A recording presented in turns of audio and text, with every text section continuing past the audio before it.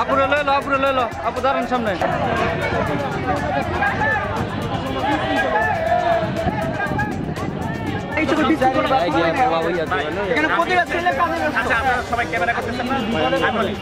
আমরা সেনাবাহিনীর সাথে যোগাযোগ করছি, এই মুহূর্তে সেনাবাহিনী আসতেছে, সময় দাও 10 মিনিট।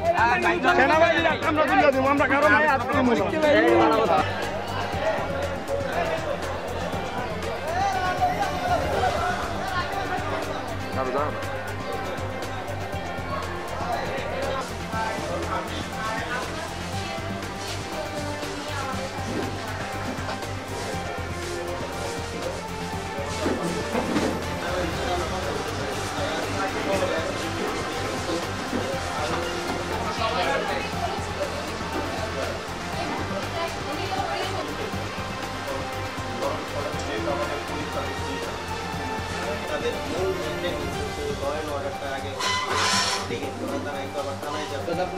মিথ্যা সমন্বয়কারী আমি তো বললাম যে আমার এখানে কালকা অর্ডার করে ফোন দিচ্ছি পাতার ভিতরে কে হলে কি ধরার পরে বলছে সারা কয়েকটা টাকা ব্যবসা।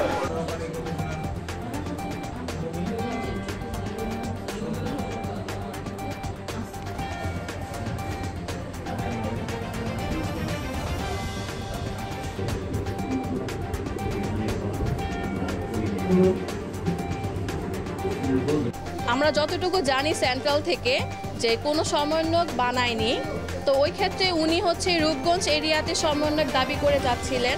তাছাড়া যতটুকু জানা আছে আমাদের প্রত্যেক ইউনিয়নে স্টুডেন্ট আছে, আমাদের ঐক্যতা আছে, সেহেতু আমরা জানতে পেরেছি যে উনি প্রত্যেক ইউনিয়নে স্টুডেন্টদেরকে একত্রিত করে মিটিং করতেছে, শোডাউন করতেছে, উনি নিজেকে সমন্বয়ক দাবি করে। আমরা ওনার যখন আইডেন্টিটি বের করার জন্য চেষ্টা করছিলাম তখন আমরা জানতে পারি যে ওনার পাস্ট একটা ব্যাকগ্রাউন্ড আছে, ওটা ছাত্রলীগের সাথে জড়িত। ওনার কিছু পিকচার্স আমরা কালেক্ট করি। আমরা যখন ইউনো স্যারের কাছে আসি তো তখন ইউনো স্যার আমাদের কথা শুনে তারপরে ওনার যেই এসিলেন্ট আছে বা ওনার সাথে যারা আছে তারাও যে বিষয়টা প্রত্যক্ষ করছে, তারপরে সবাইকে এখানে ডাকাইছে, আমাদের স্টুডেন্ট সহ ওই যিনি আসছিল মানে যিনি নিজেকে সমন্বয়ক দাবি করছে তিনি সহ আমরা সবাই এখানে আসছি। তারপরে ইউনো স্যার এটা বিচার করছে যে উনি মানে প্রমাণ চাইছিল আমাদের কাছে, আমরা সম্পূর্ণ প্রমাণ দিতে পারছি যে উনি নিজেকে সমন্বয়ক দাবি করছে এবং উনি একজন ভুয়া সমন্বয়ক। তো তারপরে ইউনো স্যার বলল যে উনি এখন মানে একটা লিখিত অভিযোগ দায়ের করতে, ফার্স্টে ওনার একটা স্বীকারোক্তি নিতে, তার পরবর্তীতে এটার একটা লিখিত অভিযোগ দায়ের করতে, তারপরে উনি এটার আইনি একটা ব্যবস্থা নেবেন। আমি সেজন্য আন্তরিকভাবে দুঃখ প্রকাশ করছি। আমি আর এরকম কোনো প্রকার বিশৃঙ্খলা করতে চাই না, আমি দুঃখিত। আমি সমন্বয় একটা রূপ কোনো দলের সাথে সম্পর্ক, কোনো কিছুর সাথে সম্পর্ক নেই। আমি যেহেতু ওইখানে একজন ঢাকা বিশ্ববিদ্যালয়ে আন্দোলন করেছি এবং হাসনাতের আমার ক্লোজ ছোটো ভাই, এবং তার সাথে মানে আমি পরামর্শ করছিলাম যে আমি এটা কালেক্ট করছি, আমি কোনো কমিটি করতে যাচ্ছি না, আর আমি কোনো সমন্বয়ক না, সেন্ট্রাল থেকে আমি কোনো সমন্বয়ক, এই ভুয়া সমন্বয়কারী, আমি সেজন্য দুঃখ প্রকাশ করছি।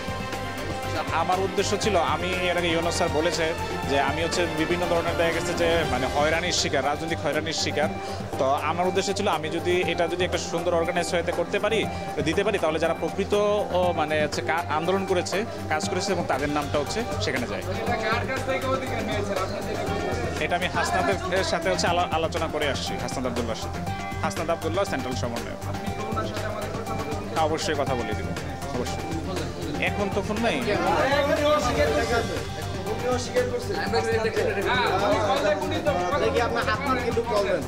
ও তো এখন ব্যস্ত আছে। আমি আচ্ছা